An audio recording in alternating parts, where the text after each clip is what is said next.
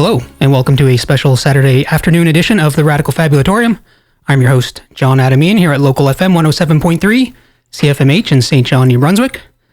I'm sitting in the live booth now with Brandon Williams from the band Chastity from Whitby, Ontario. Hey, Brandon. Hey, thanks for having me. Yeah, thanks for coming in. Really appreciate it. Of course. So you're out here touring the East Coast, part of the Trilogy Tour. Yeah. So how's that? This is your second time out East, right? I think it's... Okay, we came for Halifax Pop Explosion. Okay. And played with Holy Frig? Yeah, as they say. Yeah. That would have been our first, this may be our second or third or fourth time or something, but it's always sweet. Cool. It's always like, yeah. I quite like it out here. Yeah, you like it, eh? It's like smaller vibes, but pretty chill as well. It's like maybe smaller in attendance, but it's like larger in like life or something. And like there's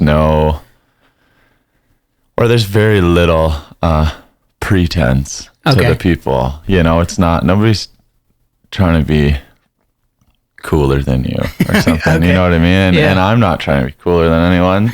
And so I feel like it works and it's chill. So we love it. Yeah. That's interesting. Yeah, I wonder if it's because I've been thinking about this lately because inside of New Brunswick, there's also the Anglophone scene, the English scene, but there's also an Acadian scene. Oh. And I just worked in an Acadian arts festival full of like Acadian musicians and stuff.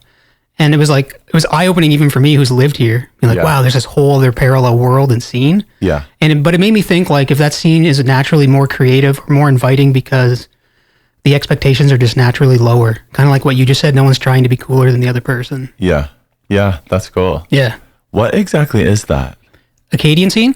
So, it's like the French. So when you go way back to like the 1700s when France first came over here and French people settled in the area. Yeah. So they were French was here first. Okay. And then they got, then the British came in. I don't know the whole story. It's obviously a long, complicated situation. Right. But they basically got exported or the British, I don't know if there was a battle involved per se, but the British kind of sent them all down, like tried to get rid of them. Wow. And they actually ended up down in like New Orleans. So like the Cajun culture and stuff. Okay. It's all kind of rooted in East Coast Francophone. Okay. Dang. Yeah. That's cool. Kind of strange, right? It's kind of wild. Yeah. Yeah, it's pretty wild. Yeah. But it makes for some good music. Yeah, that's cool. But yeah, let's talk about your music. So you were in Moncton last night. Tonight you're going to be at Haven Music Hall here in St. John. Yep. And you're playing kind of like condensed versions of all three albums. Yep. I'll list them out. Death Lust, first album. Homemade Satan, second album. And Suffer Summer. Oh. Respect. Yeah, third album. Without even looking. That's nice. Homemade's my personal favorite. Oh, appreciate it. And you're also playing along, so you'll be playing condensed versions of all three albums with synced up like short films, right? Yeah. Do you want to talk about that a little bit? Yeah, totally. So, I guess it's like summer of 2018, Death Lust came out and we shot this full film. These kids stealing a cop car and driving it around town with each other, sort of picking each other up. And they're sort of on a mission to do something. We did that. And then like February 2019, we played to it. Like, you know, us performing with a big movie screen behind us. And then that was it. Like we never showed it. It never lived on the internet or anything. And I thought for next record, it'd be cool to like do this again. Mm-hmm. And I should shout out my friend, Justin Singer, who, you know, did this with me and it made it look as sick as it does, you know? Yeah. So for Homemade Satan, we did it again. And COVID happened, you know? We never got to show it anywhere. Suffer Summer was written and recorded kind of throughout lockdown periods, and made another one. Mm-hmm. And so there was the trilogy of films. Okay. Only one of the film had ever been shown one time in Toronto in 2019. So I was like, instead of just doing a Toronto show only, let's do a big tour, you know? So that's what we're doing. And I'm happy we did. I gotta be honest, it's been rough on my voice to sing like a 60 plus minute set of our type of music. But I think I'm gonna look back at it like, oh, this was sweet, and I'm happy we did it, even though I gotta be honest, like I lost my voice completely in Winnipeg. We played Deathlust. I was kind of singing it like Leonard Cohen or something, like just an octave down. Yeah. And the crowd was so nice. Friggin', I get like some sweetheart writer from Exclaim was there and luckily sympathized. They could have gone the other way, like quite easily. But anyways, it was a sympathetic crowd. But there have been highlights, and it's been I'd say so good overall, aside from the challenges, and I'm happy at the reaction. I think it's cool. I know the parts now in the set where like the kids in the videos are like singing along to themselves, like the girl who stole the cop car is singing along to us in the car or whatever. Yeah. And I can it feels cool and I don't know, gratifying or something to see the audience react to like, oh shit, she's like singing along, you know? Yeah.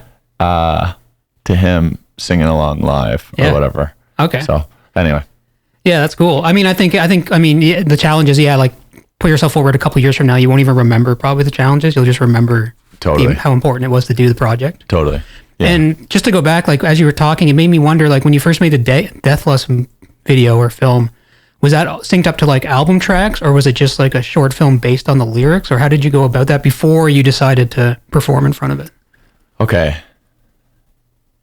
All the films were made to the full albums, but the full albums are an hour and a half, like, 90 something minutes altogether. So I spent a couple days, shout out Simon LaRochette, who I recorded all these records with. We spent 2 studio days squeezing them down to 66.6 minutes. Okay. So 67 minutes something. So, a lot of that is taking out second verses, second choruses or whatever, bridges. And a lot of it is just like discussing like, okay, what songs need to stay full form. It's like a kind of crazy decision to be like making about, I'm like losing lyrics that are meaningful to me. I'm losing parts, Yeah. But anyway, it turned out, and now, by the end of this, we're going to have done 33 shows. I'm kind of wondering if I'm going to be muscle memory back into these versions and struggle to sing the OGs. But anyway, the films are full songs. Now they're squeezed for this tour only. So you had to squeeze both the film and the album. Yes. Does that mean you're performing each album? Not to spoil too much, but does that mean you're performing like each album start to finish? You know what I mean? Like in this condensed version? Yeah. And then stopping in between albums, basically? Exactly. Okay. Yeah. So that's like 3 prog songs. I've started making the joke like we got one more left. Yeah. But it's like one more album, and it's just like a Rush song or something. It's like just a massive song. That's hilarious. Yeah. We got 3 songs. Yeah, exactly. That's really cool. So that's a really interesting project. It sounds really challenging. Have you always been into filmmaking? Like you started out making skate videos, isn't that right? Hey, yes. Thank you for knowing. And it's probably from our last, I did that first, started making skate videos and then started shooting weddings and stuff like that. Cool. And would make little films with my friends and stuff. And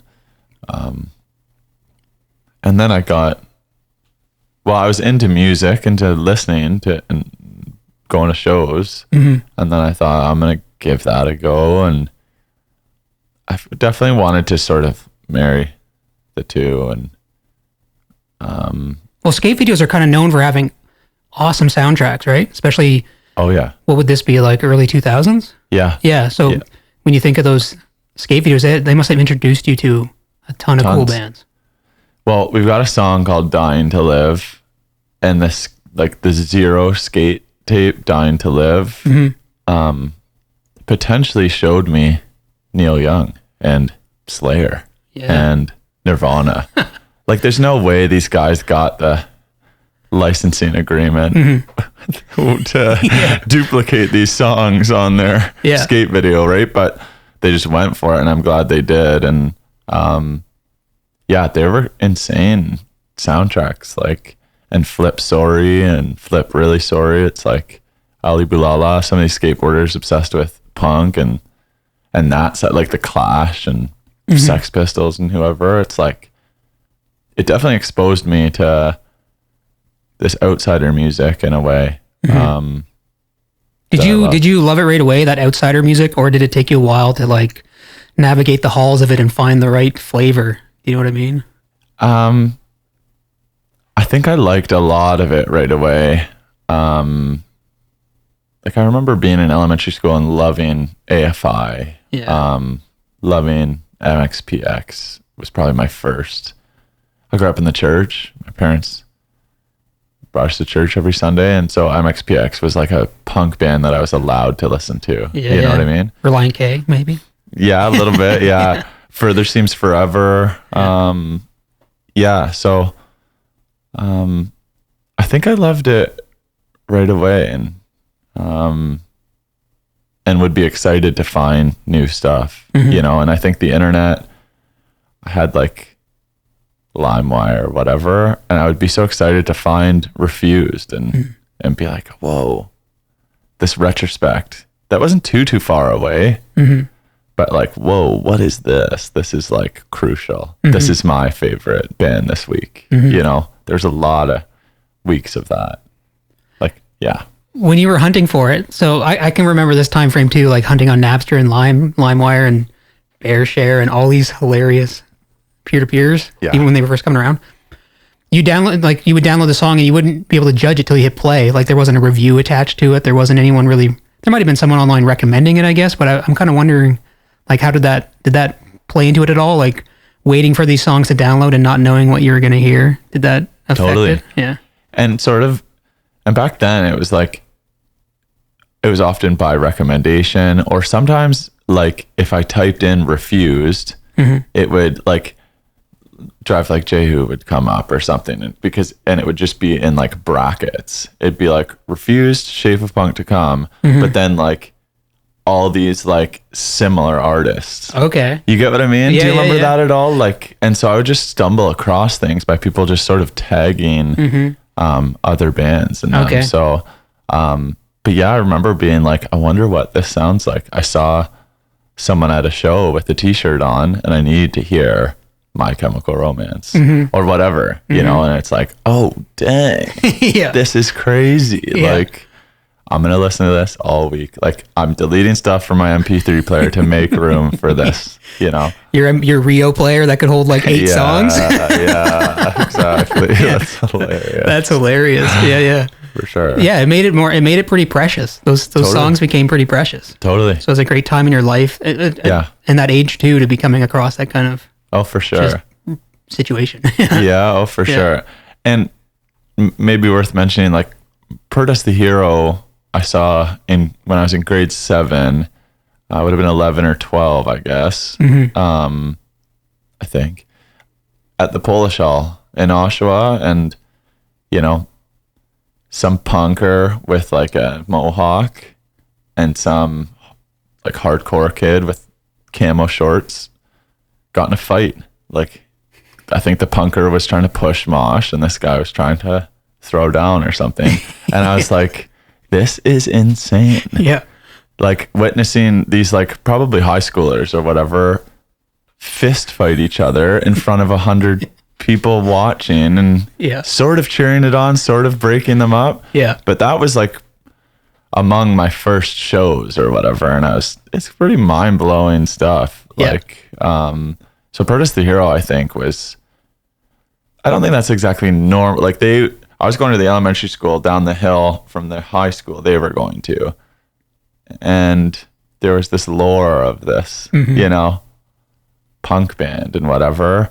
It's a pretty cool experience I had. I feel like having that and then watching Protest the Hero become this international thing and put out such good music. So I feel lucky in ways like that I was exposed to that stuff and to that lore. And yeah, you just never know. And it's cool. Protest the Hero, they kind of do their own thing now. Like they've been able to maintain it, putting out their own releases here and there, and so they've like maintained integrity, I guess, is the way I would see it. Yeah. Totally. Maybe so we talked about this last time we chatted virtually, and since we're on like a school campus, maybe it'd be interesting to shout out, because I know you had a teacher who kind of influenced you and a few people in that area. Totally. So maybe we could tell that story, or you could tell that story just for folks listening. Yeah, of course. So I went to Anderson Collegiate Vocational Institute in Whitby, and Chaos, amazing rapper, went there as well, and Protest the Hero went there. AJ Cook, who was in the Virgin Suicides, went there. The actor? Yeah. And we all had a teacher, Mrs. Rogers. And I think at least I give her credit for kind of seeing probably some delinquency in me and putting it on a straighter path, or just putting it on a path. And I mean, acting didn't end up being my thing or whatever, but I think just like directing my anger or whatever it was in high school into something somewhat productive, just like pointing my energy elsewhere. I know Chaos feels the same way about Margot Rogers and shouts her out, and she just had this like this way about her, and almost this forgiveness about her, maybe. Okay. That here we are. We're probably annoying. Like we were probably such snotty-nosed kids, honestly. And she was able to hone it and put it to use somehow. So I don't know. I think we owe her, honestly, and the dream one day, it would be sweet to do some sort of Anderson Collegiate style show, or shows with Chaos, with Protest the Hero, if they were all up for it, and with Chastity, if they're up for having us on it. I think it would just be cool to have her there. You know what I mean? Like, is she still teaching? She's not. She's not. Okay. No, but that'd be good. That'd be a killer retirement party. Yeah, that's cool. That's cool. Totally. Yeah, she. I think she's acting and stuff. Oh, and cool. She's involved in the community. Yeah. Yeah, she's cool. Yeah. She's a legend in Whitby. So that's amazing. A lot of people. I'm sure there's lots of people out there listening who can relate to a teacher who maybe for almost no reason, not necessarily takes them under their wing, but just kind of like points them down a certain path that you don't even understand at the time. Yeah. Oh, big time. I've got teachers in my family now that come home quite exhausted, and I can't imagine like putting in that extra energy into kids when you're already exerting so much energy on these kids. And so it's just massive credit to her, honestly, for going that extra bit. Yeah. Yeah, you're right. As someone who's getting older, obviously like we all are, but knowing how your energy levels step down as you age. Yeah. And then thinking about what you just said is really like takes it to a whole nother level. Like they're giving so much energy. Yeah. And do you ever think maybe like delinquency is just unrecognized creativity, or like the students maybe a little, I don't know, just bored or something like that? Is that a typical thing? Totally. Yeah. I think you're right. That's a good point. Like, I think I read like Tony Hawk's book. Oh, cool. Back in the day. And he was talking about, I think he was gifted and was like bored in school or whatever, so needed something else, and then it turns out he's good at everything or something because he's educated and was the best and won all this. But I think that, and then I think he dropped out. But anyway, I think you're right. Just almost like a fidgetiness. It's like, okay, I don't care about this math or whatever. I'm going to act out, you know? So finding what they do care about. And if it's creative, let's focus on that. Yeah. You know, pursue it. Yeah. Find a way to move that into your, I don't want to use the word job, but your like path forward, you know, in life. Yeah. Totally. Exactly. That's cool. I'll have to check out that Tony Hawk's book. Speaking of killer soundtracks, I mean, his PS1 games were stacked. Big time. Yeah, big time. I can remember figuring out the first game, a total tangent, but you could put it into a CD player and listen to the soundtrack as like just a mixed CD. Whoa. Amazing. That's cool. Considering how much space they would have had to use on the disc. Totally. Just for the WAV files. Yeah. It's funny they dedicated like 6, I guess it was only like 6 or 7 tracks, but still. Cool. That's cool. Yeah. So, okay, that's cool. So the reaction let's get back to the Trilogy Tour. The reaction's been pretty solid. You've been in like getting some good feedback about the music's solid. So are people like, okay, but this is, okay, I'm just kind of thinking out loud now because the songs are condensed. So people who may be hearing it for the first time are hearing like this interesting twist on the songs. Yeah. So have you noticed any like feedback in that direction? Are people talking about the films, or like, are there any return fans that are like, oh, this version of the song is interesting? We try to do it in the most discreet, subtle ways. Like it's not jarring, I hope. Yeah.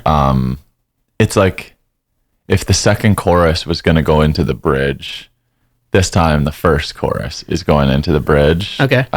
You know what I mean? Yeah. So it's like, but yeah, some people have said, I wish you played the full version of this song. Is my favorite. You know what I mean? And I'm like, I understand. Like, I get it. But at least you're touching on every song, right? Yeah. Yeah. Okay. Yeah. So that's cool. So it's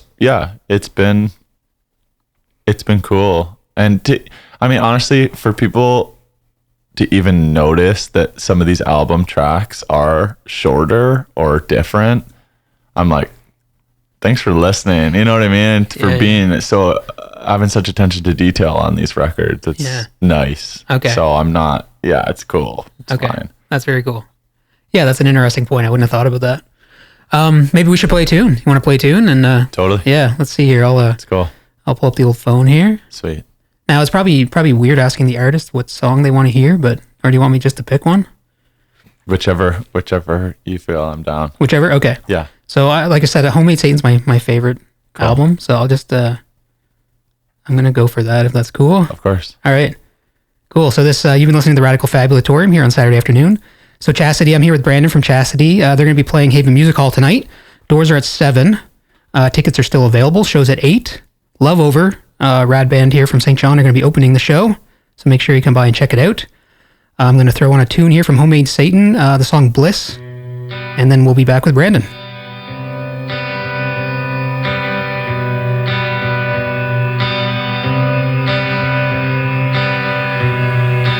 All I ask is the impossible task of being happy as a human, making it last. Bless, it's an empty promise that I've always wanted. I had it in a moment, but I lost it. Bless, had it in a moment, but I lost it.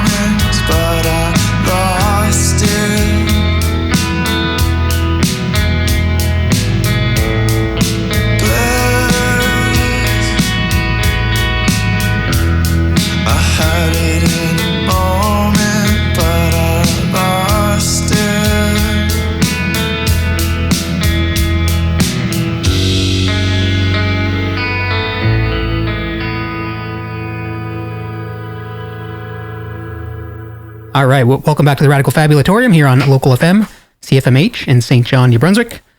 Chilling here with Chastity's singer Brandon, and we just heard Bliss off their record Homemade Satan. So yeah, tonight they're going to be at the Haven Music Hall playing a trilogy performance. All 3 albums, kind of in a condensed version, synced up to some short films, some video footage, so that's going to be pretty cool. Show's at 8 p.m., doors are at 7. And Brandon, we were just kind of talking about how you had come across, you said it was a famous Alexis on Fire video, but a video from Sussex, New Brunswick of Alexis on Fire playing, which I just happened to be the promoter and booker of that show, me and my buddy Chris. And there's like all kinds of like stories around them coming to town just because of, anyway, it's just kind of like infamous around where we're from. I don't know, I just thought that was interesting. When did you come across that video? Were you a younger person? Probably, yeah. Like I remember it living on there.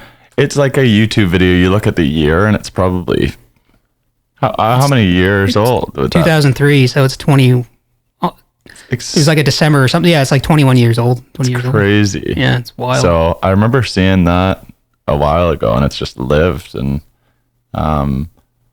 yeah, Alexis were obviously a meaningful band to me, and so I remember trying to watch along as it all developed. And I remember like being excited, seeing them post dates online, like, whoa, they're going to America, you know, like excited for them or whatever. And then like, whoa, they're going to Australia. Yeah. You know, I was like, I just remember being wide-eyed and excited for them. It's like almost like a sports team mentality or something. Like, you're like cheering for your team. Yeah. So, I think I've maybe in part because of that video, I've been fascinated by the East Coast and coming out here to smaller communities. How many people live in Sussex?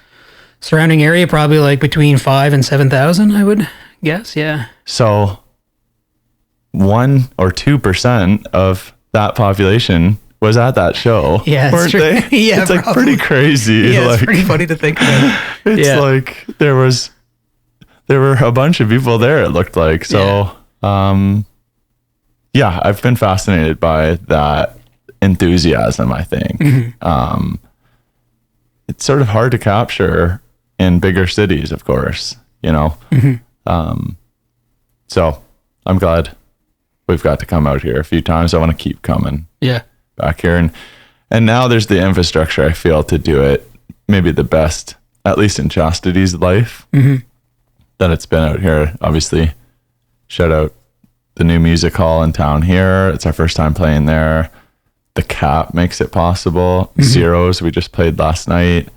You know, Joel's an enthusiastic, awesome promoter. And then classic Gus Pub in Halifax. So it's like there's infrastructure to be able to do it and get out here and make it meaningful. And, you know, in Corey, in the Woodstock area, Heartland area, is developing a scene there and is enthusiastic and championing the bands that come through. So it's all great infrastructure. And Corey specifically is like focusing on all ages. Yes. It seems, right? Like, are you playing there this tour? Are you stopping there for a sideshow? We are. Or I don't know what the right word is to say that, but I mean, it was announced after the bulk of the dates. Okay. But is it the only all ages show? That was really the question I wanted to ask. There's other all ages shows, I believe. Is tonight 19 plus? I think it is, yeah. Is it okay? Yeah. I believe we hope to play all ages when we can. It's the preference. So I wonder if this might be, but he's doing it like is it in a Legion Hall? That's where he's been doing them. And I feel like he can pull off wet dry shows, which I think is like the win-win scenario. Yeah, totally. If you can get the license or however that works. Yeah, for sure. So Corey's a legend, and I don't know when we'll get back out here, but I hope to make it a habit. It's not terribly far from Southern Ontario necessarily. You know, it's a big, huge country, but it's not that far to go right from where we are. You know, go east. So And if you book it too in a certain way, like we're only from where we are here, it's about 6 hours from Boston, maybe. Right. So if you were going like looping it down into the States, Totally. it's not that far to get back into No. dense population. Yeah. Good Yeah. point. Exactly. So. That's really cool. And I know like you touched on it at the beginning, but people out here tend to appreciate the bands that come out here because there isn't a whole lot of attention or activity Yeah. brought out in this direction. Yeah. Yeah. Yeah. So, I mean, I had that feeling a bit in Oshawa. Obviously, Oshawa is in Southern Ontario. It's quite dense. There's probably 10 million people or something between Niagara and Ottawa. But I remember like Suicide Silence coming to Cool. Oshawa Yeah. and sort of thinking like, what are you doing here? Like, thank you for rolling. And I get that. We're not Suicide Silence. That band's sick. But people alluding to that, like, thank you for coming through Moncton. I've been listening to your stuff or whatever, that's, I know that feeling quite well growing up and even still, it's like, thank you for rolling to some of these artists. So Yeah. That's very cool. totally. Maybe just to switch gears and just because I'm curious, when you're on the road like this in your band, like I can see your band vans out the window there. Yeah.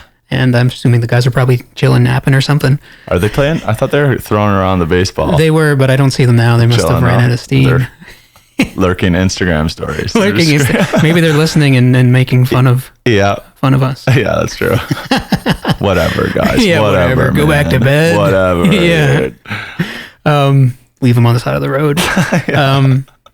So something that a lot of people don't think about is you're traveling around in like a 15 or 12 passenger van. I'm guessing 15 from this distance. Yeah.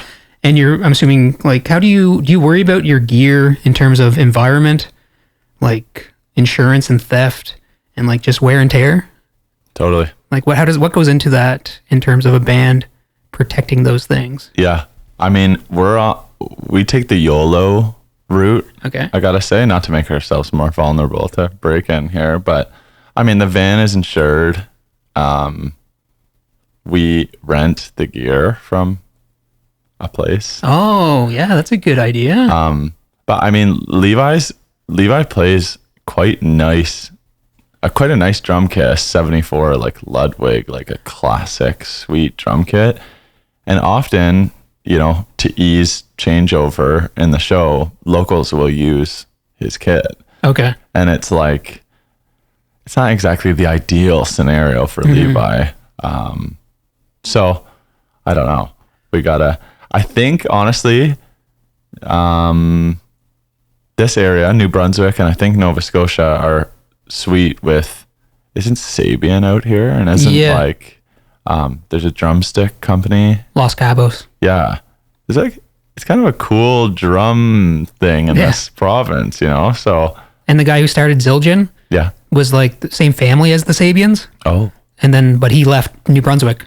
But technically, in some way, you could theoretically say that Zildjian is also from New Brunswick. But Sabian's like up in Meduktuk. Yeah. Okay. Yeah. Crazy. That's cool. That is weird. Yeah. So, I don't know. I think we're at the level as a band where we are just doing what we can, including the van. The van needed a new tire the other day. Oh, yeah. And the van is 550,000 kilometers old. And it's like, do I change all 4 tires when the van could very well die the next day? So I just changed 1 tire. Yep. I'm just kind of doing it as I can and as I can afford, And you own the van? Yeah. Yeah. Yeah. There's a couple of like younger bands, or they're young to me, but I don't know what their ages are, but they seem to be like exploring the idea of touring. Yeah. So maybe, do you mind talking about the decision of buying a van? Because I think some people probably wonder, how do we do this? Or do we just rent a van? What's the best option? Do you have any Oh, it's a good question. suggestions? I mean, I bought my van so long ago off one of my favorite bands, Copeland, and I drove it up from Florida. No rust. No rust. Although it's caught up. The rust is caught up Yeah, okay. to us now. And I think it was worthwhile.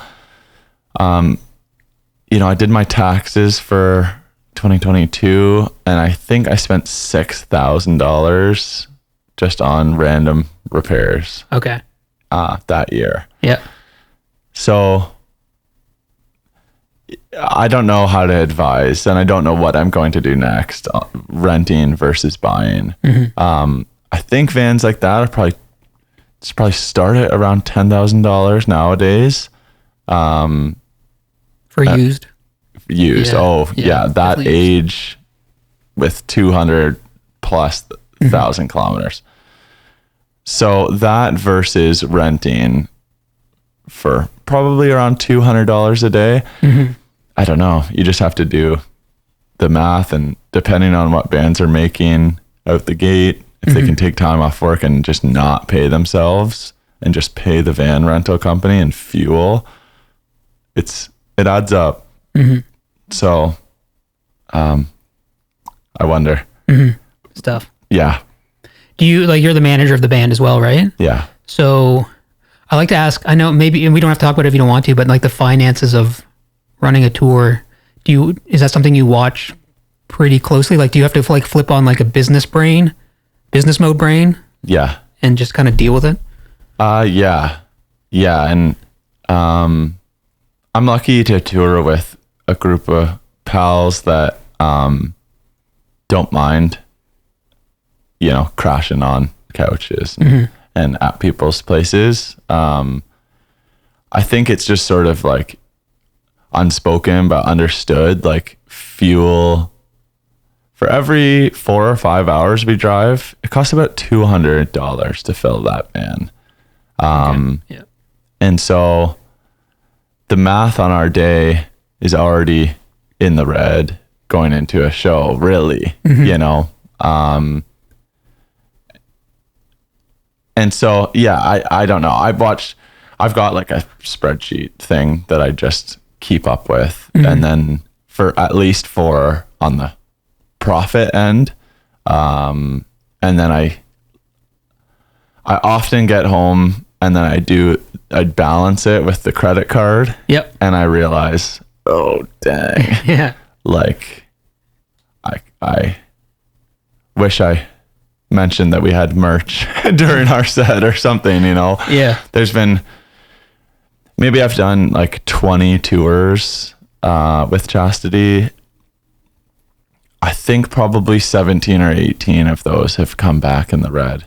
Okay. Not to discourage anyone from No. touring. It's like so valuable to the growth and the promotion of your band, I think, for left of center guitar music. Absolutely. Still. And for personal growth, even if you only get to do it 1, 2, 3 times and then you For go sure. on with life. For sure. Super important. 100%. I feel so lucky to get to do it. It is costly and it can be discouraging, but it's fun. It's cool. Yeah, I think it's still good overall, Yeah. but it's hard.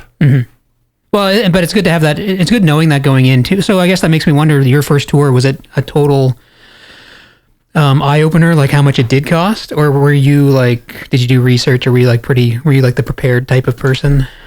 I think I was, go ahead. I was just going to say, because you could imagine a band touring, coming back, and it's a nightmare financially, and they just give up. Right. But if they thought about it, you know what I mean? I think it happens. Yeah, for I used to sure. hear about cross Canada tours where the tours that broke bands up. They're pretty long drives. Yeah, I think it often happens. Like, I think also it's reasonable. I think that people burn out and they're like, no, I want to chill at home with my girlfriend. I want to watch TV or what, you know, or have a productive, cool life at home. But I get that I get the flip side is on. So I'm trying to think of our first real big kind of tour, was with a massive like Canadian band we got with Pop. Oh, sweet. Yeah. And I think I was just so wide-eyed that I was like just down to give her. Didn't really care about the money. Yeah. It's not like you're going to say no. You're like, No. yeah, I'm going. Doesn't matter. Yeah. So that was just an exciting time. and I was thinking about the growth of the project. Mm-hmm. I wasn't thinking I'm gonna kill it. I'm gonna get home. I'm gonna buy a house. You know what I mean? Yeah, Scrooge McDuckett. Yeah, exactly. So, and I think in a way lately, I think in a similar way, like I think the project has grown. I'm paying my tour mates. Yeah, I mean, no matter what I am making or whatever, no matter the deal, I'm paying my tour mates. I'm paying Petro-Canada. You know what I mean? And I'm often paying a hotel and repairs for the van when I get home. So we hope for decent financial stuff on tour, but if not, I'm like, okay, I'm happy to be here. Yeah. You know what I mean? So in a maybe less wide-eyed way, unfortunately, probably, than I was in the pup tour days or whatever. You know what I mean? Yeah. So, yeah, totally understandable. I just find that, I do find it fascinating. I mean, eventually the financial world catches up with whatever you're chasing in life. And so it's good to be, it's kind of like what, you don't want to get bogged down to it and not do things purely because of money. no. But I feel like it's beneficial for people to just keep it in mind. Yeah. Yeah. Well, it's a real part of it. And yeah, you just have to weigh it. You know what I mean? Is this opportunity worth the exposure bucks at times? Yeah, the exposure bucks. You know what I mean? And Yeah, I think sometimes it is worth the exposure bucks to go and give her. So yeah. Is it difficult assembling a team or like a crew of people who will like be on board or support your project? Like, I'm not really sure if your musicians roll over or not. Like, Totally. Yeah. Yeah, it is. It is kind of hard. Yeah. Like it is. And I get it. I get that. It's like my passion project. I'm obsessed with Chastity. But asking somebody else to be obsessed with the thing that I'm obsessed with and worry about all day and work on all day, it's kind of hard, you know? So I try to do it in different capacities. Like, can you come obsess with this over me for 3 weeks here? You know what I mean?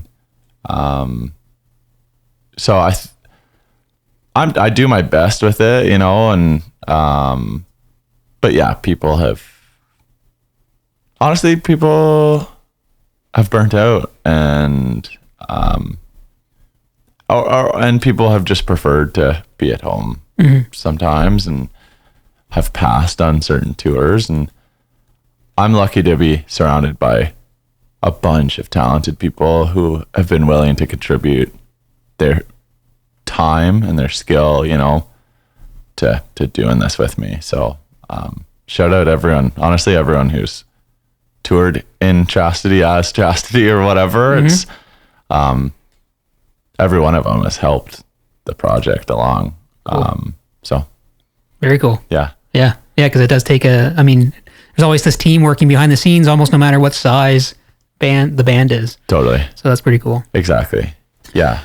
Are you working on a new project or like a new album? Like Stuff for Summer came out in 2022. Yeah. So Trilogy thing's happening now, obviously, and then probably roll into another release.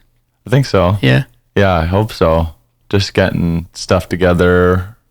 Been writing and doing some recording, and Do you prefer co-writing or do you prefer to write solo? No, I definitely prefer co-writing. Co-writes? Yeah. Yeah, I definitely. I mean, I kind of pre-cook all the lyrics, you know, and I often have a melody in mind. I sometimes have some sort of bed, but I honestly need help putting it in the top shelf. You know, I think I want to always get the lyrics to a confident place, but I want to find the best house for those lyrics to live in and be in. So is that a whole nother side of assembling a crew or like a team when it comes to like recording time? totally. Yeah.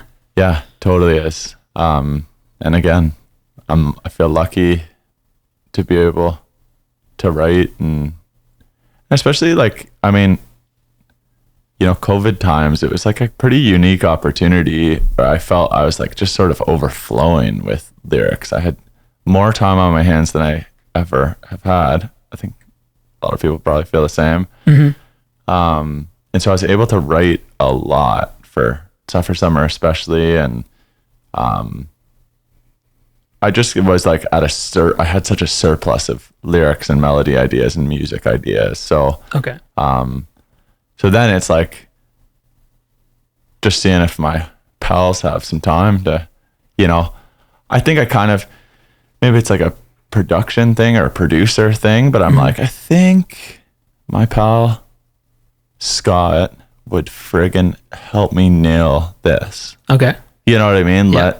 I wonder if that could go there, and I wonder if, so it's just sort of been like that. It's like, I guess I picture I've got like this vision that it's just like a hot potato or whatever. I'm like, okay, hot potato. Like I feel a restlessness though. I think when I've got a group of lyrics, especially, I'm like, ooh, I think I've got an album. Yeah. But let's do this. Yeah. Like, when can we get together?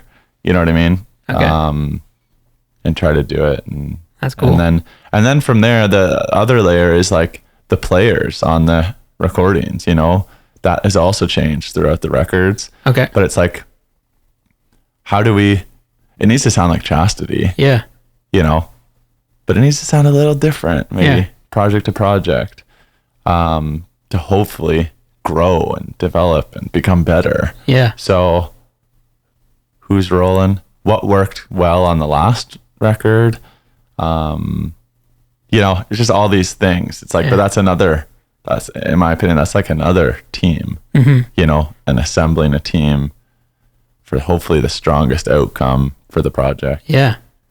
And okay, that's cool. And I know we briefly talked about this last time, but like you've worked with the same engineer at the same studio, so that's probably a nice foundation or nice glue, right? Like even though the team members are changing or the performers, it's being glued together by the same engineer. Yep. The last 3 records, the whole trilogy was Simon Larchette, and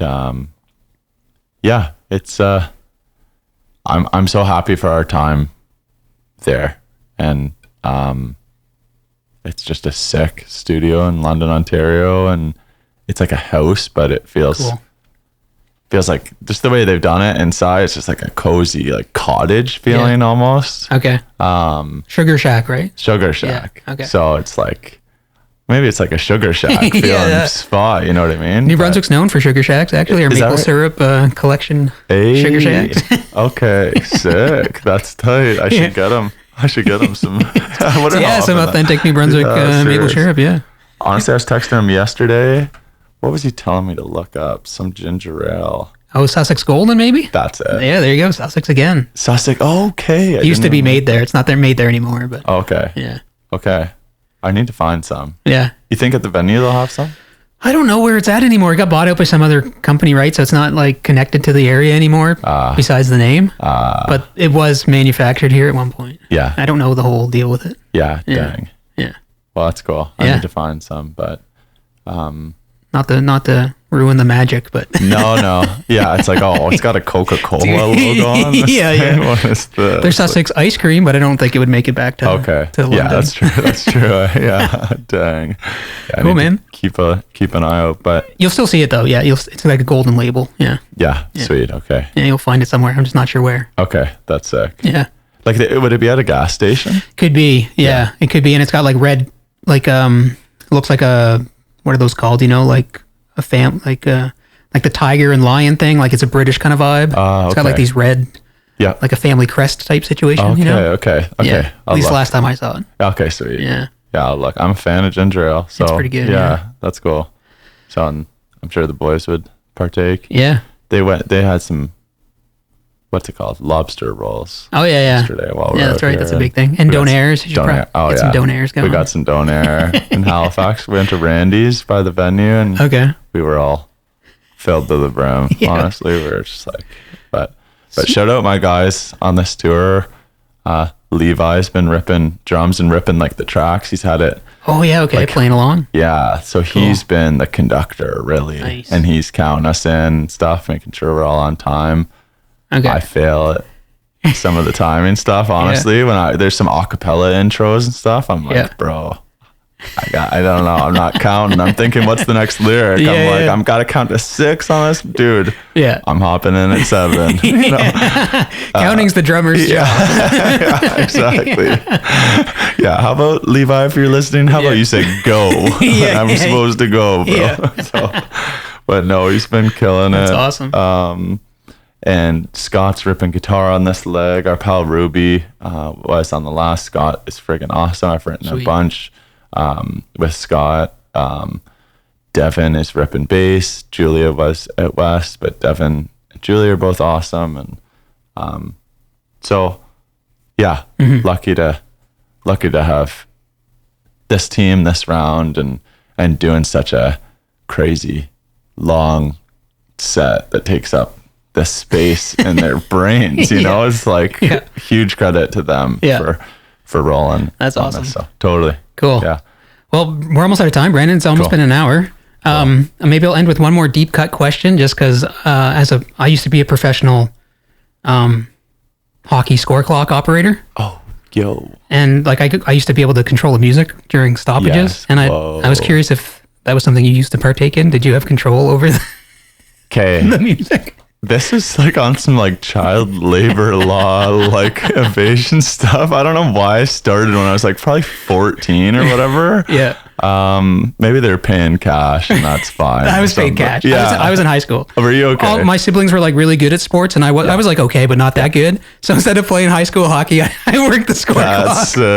That's sick. Yeah. The Whitby Wildcats, honestly, a lot of parents would come and rip AC/DC. Hell's Bells. Yeah, you know what I mean? Like, and it was like definitely iPod days or just MP3 or even bring a whole CD player and be changing it, you know? Yeah. Like some Rock'em Sock'em.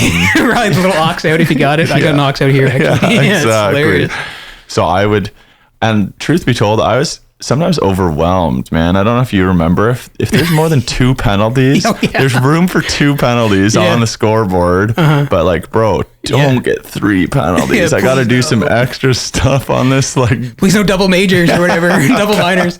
Or then the referee would skate by and like just like give you the symbol and you're like, no, come back. Yeah, I would have to give them the honk. Hey, beep, beep. The horn, honk, honk, honk. The referee come over like, bro, everyone's looking at you like, what's wrong with you? Like, bro, literally I'm 14.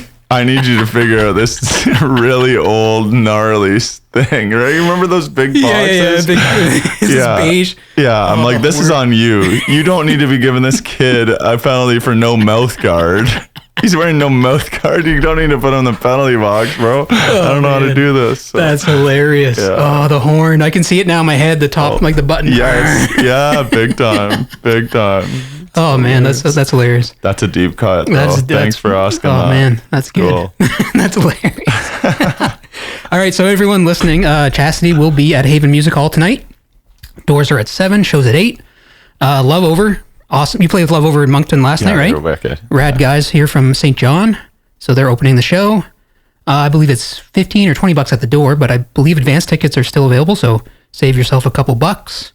And I'll be there, so come say hi if you recognize me. Brandon, of course, will be there. Wicked. I would expect. Totally. Yeah, I hope so. Yeah, I hope so. And thanks a lot for coming in, Brandon. Thanks I appreciate so much for having me, Jay. Yeah, it was super fun. Appreciate it. It's awesome. So I'll maybe cue up one more song here just as we fade to black.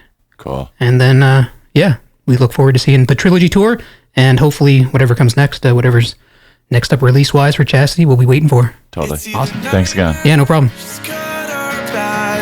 Teeth